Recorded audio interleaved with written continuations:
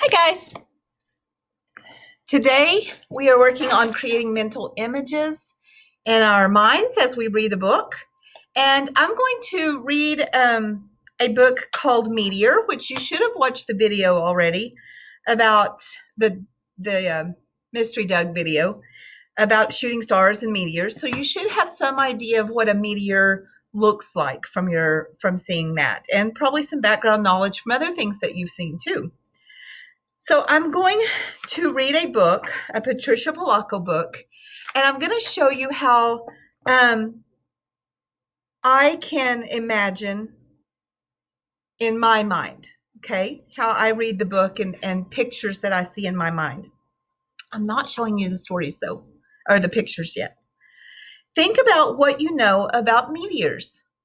Make mental pictures. Imagine how you might feel if something mysterious landed near where you live. As I read, I'll stop and explain how I make mental pictures in my mind. Many years ago, when my brother and I were small, Mom let us spend the summer with our grandma and grandpa Gaw in their farm in Michigan. One night, far above that little farm, a star sputtered and flashed and started to fall. As it fell through the night sky, the geese honked their alarm, the chickens cackled, and the goats bleated and jumped wildly. Those farm animals, I'm picturing, are really upset, aren't they? I can see how afraid and worried they are, or that they feel, because they're trying to sound an alarm with their bleating and their honking and their cackling, that they were the sounds that the animals were making. I would be scared too. That's telling me that they're afraid. The bright light with the long fiery tail streaked through the sky unnoticed by the family. I'm picturing that shooting star going by. Grandpa was reading the Herald. Grandma was correcting school papers. Cousin Steve was tinkling with his wireless. My brother Richard was practicing the piano. And I was reading a storybook. Just sounds like a normal family in their home, doesn't it? Suddenly, without warning, the house started shaking. Plaster came loose from the ceiling. Dishes fell from shelves. Rugs curled on the floor as if they had a life of their own. Oh my. Wow, I can see those dishes falling and the house shaking. Kind of makes me think about like an earthquake. I've never experienced one, but that's what it makes me think of.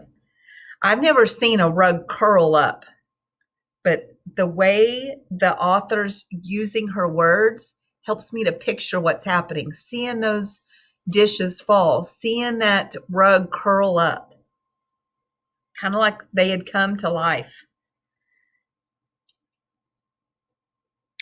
I'm creating my own personal movie of the book Meteor right now, and you should be creating your own movie too. You can see how easy it is to make a movie with in your mind using this book. So now I want you to jot down some notes as I'm reading about the things that help you to visualize and make a movie in your head. Here we go. Are you ready to write? The flaming object made a terrible sound as it went shrieking over the roof of the house. Then it crashed into the ground with a horribly loud boom. It landed with such force that glass broke. Chairs overturned, windows rattled, and walls shuddered. The front door was laid open by the blast, and through it an eerie light could be seen glowing from a big hole in the front yard. We were stunned.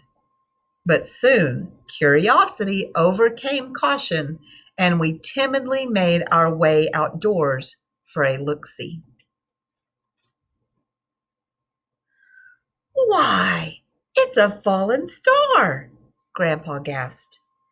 Of all the places on Earth a meteor could have fallen, it landed smack dab in the middle of our yard, Grandma exclaimed. Grandpa and Cousin Steve pounded stakes all around the meteor and roped it off. I want you to push pause and I want you to keep writing things down about what you've just seen.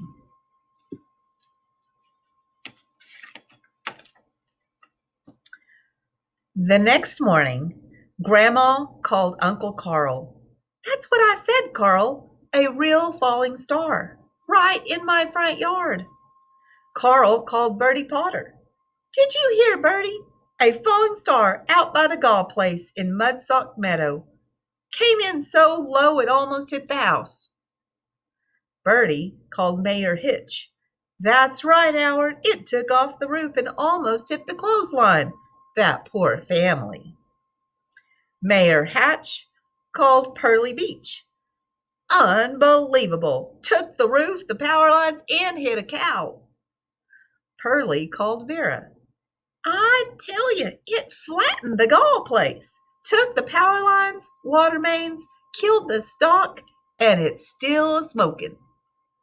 Vera called Mr. Titus at the hardware store. That whole place is gone.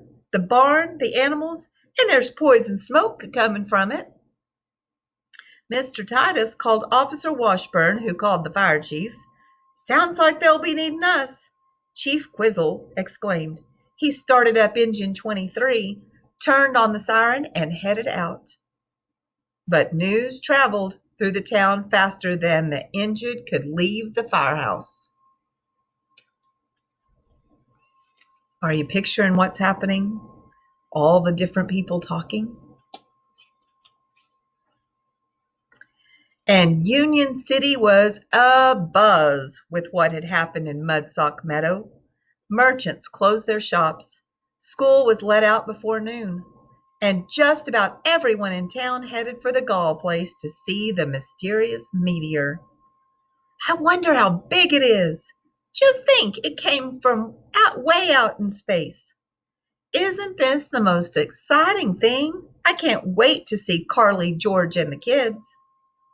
This is more exciting than when Bertie Felspaw got her elbow caught in the revolving door at the library over Coldwater Way.